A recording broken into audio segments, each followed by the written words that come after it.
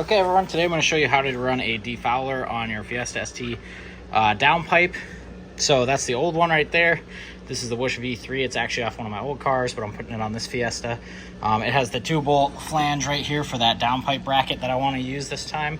That one only had the 1 bolt, which worked, but I don't know, this one's just a little better and feels a little more OEM. So this is the little kit from Wush. I just got the straight defouler here. So this will suit our needs. So what you do is you have 3 air settings. I want to simulate that I've got a lot of air coming through my downpipe. It's a medium amount, large amount. So this end threads into the downpipe. You're going to drop this end, so I'm using the small one. So that just drops right in right there. And then there's a little circle up here to keep it from falling out basically. Okay, you can see I got it in there. I actually had to use the long tip ones so that I could actually touch them together. I couldn't pinch it all the way with the angle ones on there. So that worked perfectly, and now that's in. So I can thread it right into the downpipe.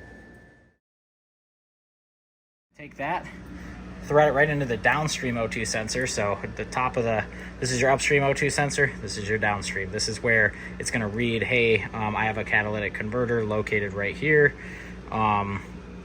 So yeah, that's where we want to, tuners won't tune out these O2 sensors anymore because EPA is cracking down on them, which is fine. So this is for off-road use only, obviously. But yeah, once you get that little clip in there to hold that check ball in there, or whatever the heck, you're gonna go ahead and thread it right into the end here, where it can only thread in one way. So once it's threaded into the pipe, you're gonna put the little washer on top, and ignore this O2 sensor. This is actually the upstream, but I have it out of the car, and then this threads into the top of that.